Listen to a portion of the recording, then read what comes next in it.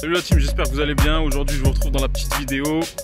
Ça va être mon bilan après 3 mois passés à Marrakech. Donc on se l'a fait façon vlog hein. Donc ça risque de bouger un peu. Et donc ça va être mon bilan, pourquoi? Parce que je suis obligé de rentrer. Vous avez tous vu les annonces du gouvernement de Castex.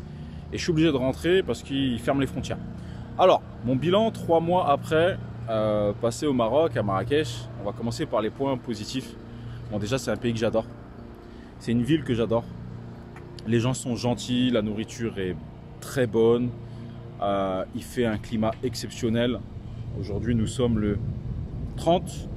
Il est 10 h du matin et le soleil déjà commence à frapper. Je pense qu'il va encore faire 27-28. J'adore ce pays pour plein de raisons. J'avais déjà cité la proximité avec la France, les différents paysages, la gentillesse des gens, etc. Aujourd'hui, si je te fais cette petite vidéo, c'est pour te faire mon bilan 3 mois après, passé au Maroc. Et en fait, tu vas te rendre compte et je vais t'expliquer que, eh bien, il est vrai que lorsqu'on y habite, c'est pas comme lorsqu'on est en vacances.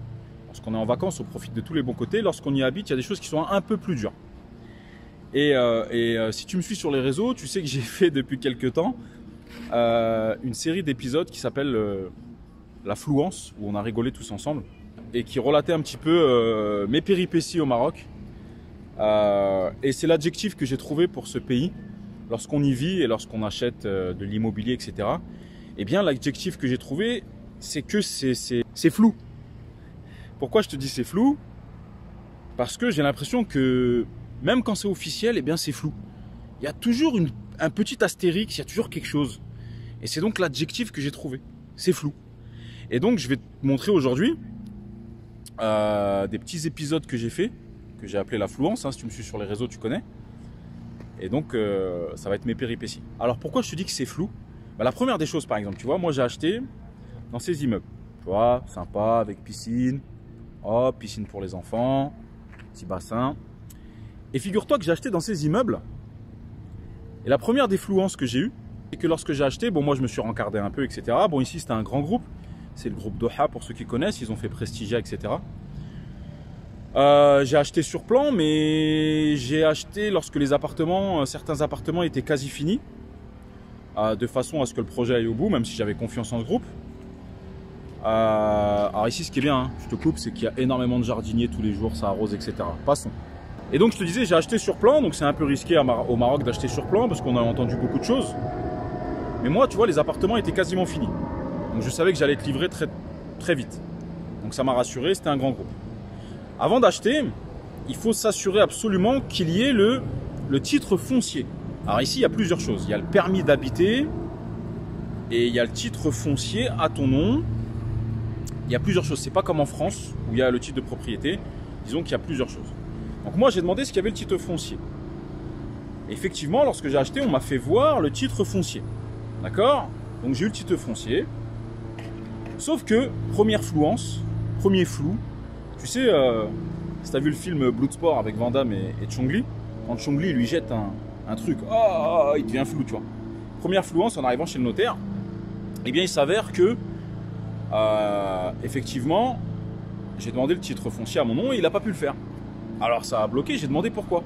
Et donc effectivement, il y avait bien le titre foncier qu'on m'a présenté, ce que j'ai vu, mais c'est le titre foncier du terrain, de tout le terrain, qui doit faire à peu près 10 hectares, où ils ont fait des immeubles, ici ils ont fait des villas, tu vois. Et c'était donc le titre foncier du terrain entier qu'on m'a montré. Donc, hop, un petit caché dans les yeux, flouance. Je voyais flou. Et j'ai pas capté. Lorsque j'ai demandé le titre foncier de mon appartement, je croyais que c'était ça. Et du coup, maintenant, comment ça se passe? Eh bien, ils doivent finir tout le projet. Finir le projet de A à Z pour pouvoir faire ce qu'on appelle l'éclatement des titres.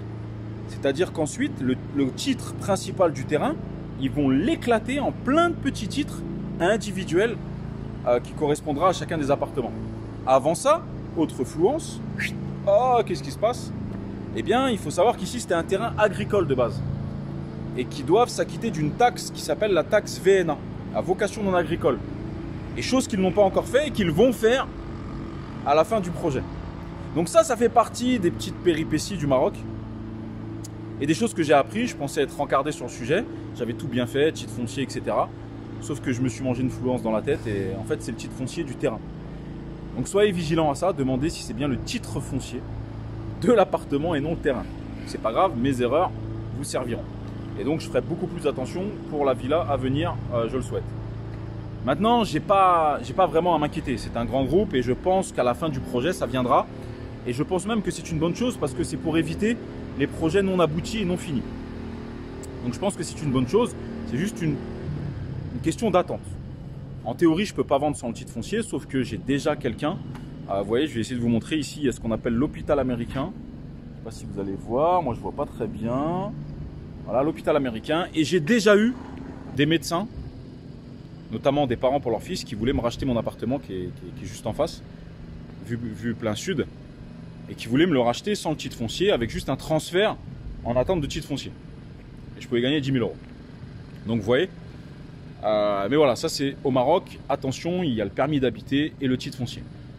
L'essentiel, c'est quand même que j'ai le permis d'habiter, c'est donc que je peux y habiter, j'ai mes compteurs, etc.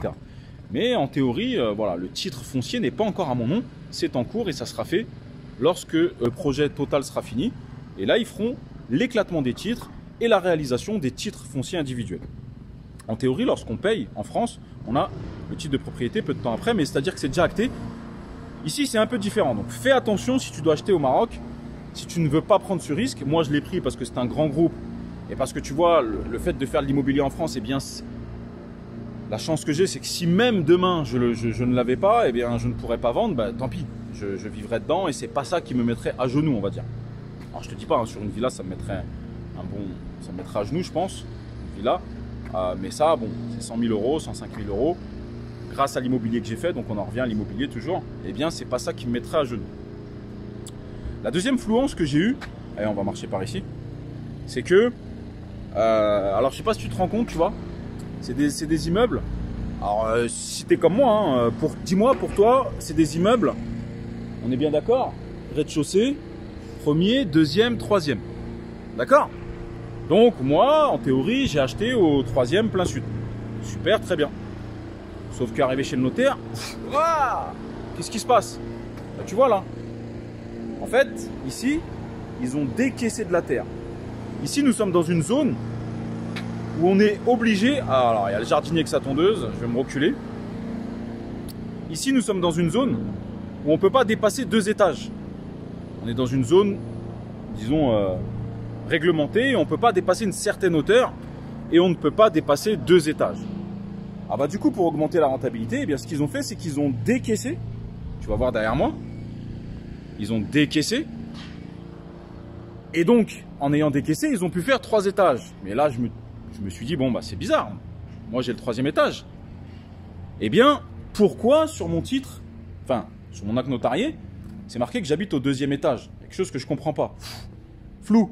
Eh bien, c'est parce que pour gagner en rentabilité, ils ont décaissé, comme je t'ai dit, et comme ils ne peuvent pas dépasser 2 étages, eh bien, ils ont appelé ça rez-de-jardin,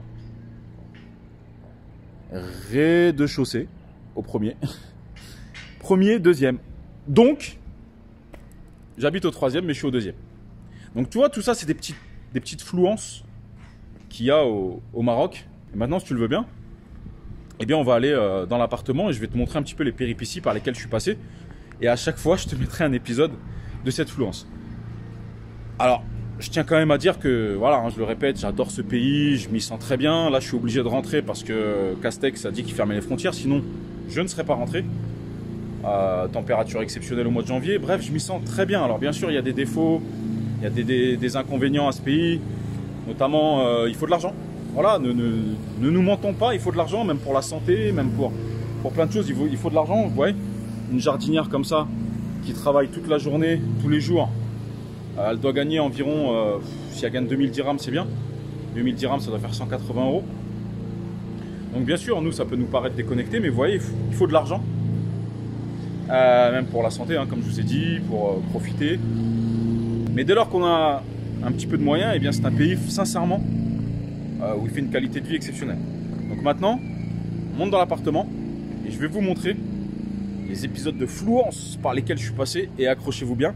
C'est marrant à la fois, mais ça tape un peu sur les nerfs. Et ben ça y est, on y est, bienvenue à la maison. Donc je t'ai dit, hein, je te le fais en mode vlog. Alors, la première péripétie, je vais te montrer un petit peu les péripéties. par lesquelles je suis passé. La première, eh bien, c'est tout simplement lors de la mise en place de ce tableau. D'accord? Donc, je demande si quelqu'un sait mettre un tableau ici dans les employés. Et là, excuse-moi, je suis un peu essoufflé. Et là, beaucoup de personnes me disent, ouais, je sais mettre. Donc, je dis à un de venir. T'es sûr que tu sais mettre? Ah ouais, j'ai fait ça toute ma vie, t'inquiète pas. Donc, je te mets premier épisode. Je lui dis, c'est sûr, c'est bon, tu sais mettre les tableaux.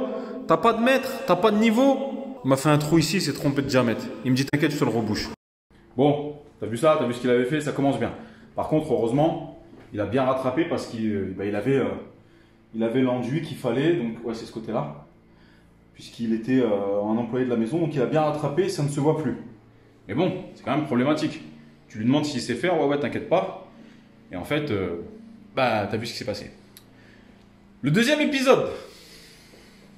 Eh bien, j'ai une petite terrasse ici. J'ai une petite terrasse et j'ai voulu la fermer. J'ai voulu fermer le haut. Tu vois, comme là. Si tu vois, j'ai voulu fermer le haut parce que dès lors qu'il pleut, même s'il pleut pas souvent ici, eh bien, l'eau rentre et ça peut salir le salon de jardin qui arrive.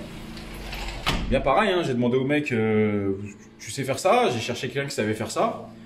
Ouais, t'inquiète pas, j'ai fait ça toute ma vie, j'ai fait des couvertures de musée même. Bien, je te mets le deuxième épisode. Pour que l'eau aille s'écouler ici, directement dans le petit trou. Joint silicone tout le long. Et donc, c'est du travail bien fait. C'est pour te dire qu'il y a plein de fuites. Hein. Tu peux me réparer ça parce que là, ça va pas. Hein. Je sais que ça te fait rire, mais il faut garder les nerfs solides. Le troisième épisode. Je me dis, tiens, Mehdi, on est au Maroc, il y a des bons artisans, tu vas quand même pas aller à Ikea. Enfin, ici, c'est Kitea, mais il y a Ikea à Casa. Et tu vas pas prendre des meubles en contreplaqué, tu vas prendre des bons meubles. Donc, qu'est-ce que je fais? Je commande des meubles sur mesure. D'accord? Tu me suis? En noyer. Très sympa, hop. Mais tu vois, j'ai une barre de son ici. Donc, je te mets l'épisode. De l'affluence, qu'est-ce qu'on demande? On fait un meuble sur mesure. Ici, on demande 92 pour pouvoir mettre la barre de son. Eh ben, ils ont fait 80. Mais quel mouchkil, Khoya. Je vais vous faire une vidéo de malade. Ouais, je sais, c'est marrant, mais ici... Ici, voilà, il y a une règle, c'est le premier qui crie a perdu. Alors, des fois, on a envie de crier, hein, mais le premier qui crie a perdu, donc il faut garder son calme.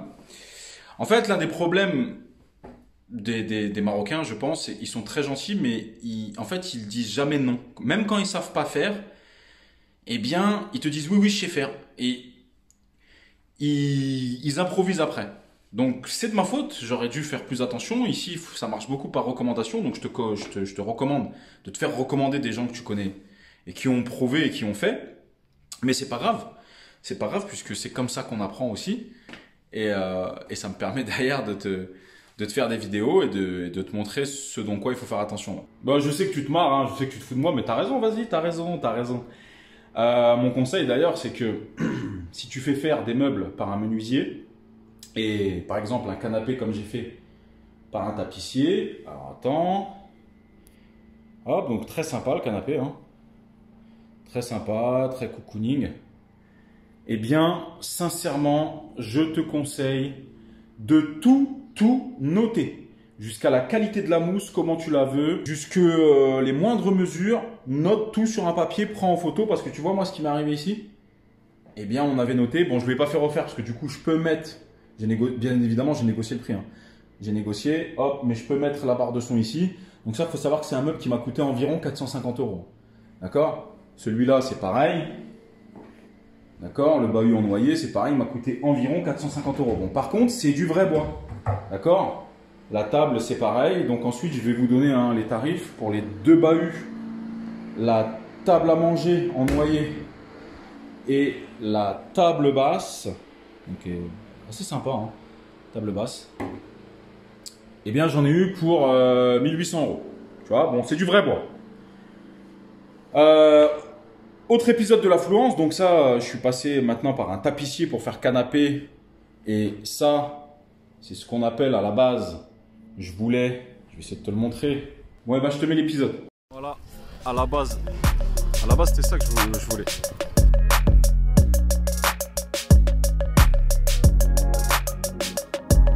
Je sais que ça te fait rire, hein. Hein, ça te fait rire tous ces petits épisodes. Tu m'excuses, hein, on filme façon vlog. Aujourd'hui, c'est un peu différent. Un autre épisode de l'affluence que je vais te mettre tout de suite. Tu vois le plan de travail ici. Tu vois le frigo. Ça rentrait pas. T'inquiète pas, ils ont toujours une solution. Voici l'épisode. Le frigo il rentre pas, donc on va couper 4 cm de plan de travail. Inch'Allah, il se coupe pas le bras. Bon bah c'était sûr, hein. Il m'a fait la 86. On a massacré. Allez, épisode suivant. On va sur la petite loggia qui sert de cellier. Comme vous le voyez, il y a le ballon d'eau chaude, la machine à laver. Et donc on installe le ballon d'eau chaude.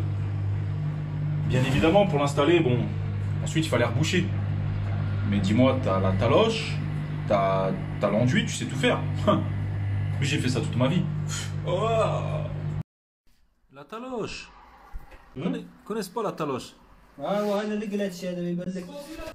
ben, il en a trouvé une. Une belle pierre bien droite. Ça te fait rire, hein? Ah, ça te fait rire. Fous-toi de moi. Maintenant, je t'emmène dans la salle de bain invitée. D'accord? Bon, on voulait des petits meubles sur mesure. Avec des petites étagères. Sauf que... Bon, ça va, il a bien bossé, mais... Au niveau du matos, c'était pas trop ça. Et forcément que ça perce pas. Voici l'épisode. Calme-toi, le ouf. On a mis une petite plante. Qu'est-ce que t'en penses? Elle est sympa. Et ben elle aussi, elle a vécu des péripéties. Livraison. Oui. Ah, vas-y. L'affluence. Épisode 8. Il me livre mes plantes. Bon, j'espère que ça t'a bien fait rire. Moi, tu vois, je me prends pas la tête, donc je te partage si demain, toi, ça peut t'aider. Ces petits épisodes de l'affluence. Maintenant, je vais te donner quelques prix. Il faut savoir que tout le mobilier, donc canapé, donc ça, c'est un canapé qui a été fait sur mesure, qui est assez grand. Celui-là, il m'a coûté 1400 €. Les canapés, les sommiers, etc. Les 2 sommiers, les 2 têtes de lit, le salon de jardin avec la table. Ça m'a coûté 4500 €. Donc tu vois, les têtes de lit, c'est des têtes de lit sur mesure. C'est des sommiers faits sur mesure avec du bon bois. Donc ça m'a coûté 4500 €. Avec les rideaux, avec tous les doubles rideaux, tu vois. Tous les doubles rideaux, les voilages, etc. Je pense que ça reste quand même moins cher. Au niveau des meubles, je te l'ai dit, les meubles en noyer, ça m'a coûté environ, les 2 bahuts et les 2 tables, environ 1800 €. Et donc, comme je te dis, avec le tapissier, canapé, 2 têtes de lit, 2 sommiers, tous les voilages, 5 chaises, que tu verras plus tard. 5 chaises un peu comme ça, qui me fait sur mesure pour la table à manger. 5 chaises, ça m'a coûté environ, avec la séparation en bambou, environ 4500 €. Bon les amis, avant de conclure, je voulais vous emmener dans The Place to Be à Marrakech, mon endroit préféré. Un restaurant hyper cosy, une maison d'hôte, avec des suites là-haut. On y est extrêmement bien reçu, on y mange extrêmement bien. Ça s'appelle Le Confidential. Je vais vous mettre l'Instagram, Le Confidential. N'hésitez surtout pas à venir. On y est extrêmement bien reçu. C'est un cadre magnifique, apaisant. Et on mange extrêmement bien, j'insiste. Donc voilà, on conclut la vidéo ici. Voilà, Marrakech, c'est aussi ça, des bons côtés. L'art de vivre, l'art d'être tranquille, de déstresser. Je vais reculer, il y a un peu de soleil. No stress ici. Pas de boîte aux lettres, c'est le gardien qui vient vous mettre le courrier sous la porte. Des endroits magnifiques qu'on trouve pas, enfin que j'ai rarement vu moi sur Paris ou même sur la Côte d'Azur. Donc voilà, Le Confidential. Venez ici, c'est très très bien, on y mange très bien, des petites attentions, on se sent bien. Voilà, c'est comme ça que je voulais conclure cette vidéo pour vous montrer aussi l'un des bons côtés de Marrakech. Pour ma part, si tu as apprécié cette vidéo, mets un like, partage. Dis-moi en commentaire si toi, tu as déjà eu aussi des épisodes de Fluence au Maroc ou dans un autre pays. Explique-moi un petit peu, ça me ferait plaisir de savoir. Pour ma part, je te dis à très bientôt dans une prochaine vidéo. Ciao!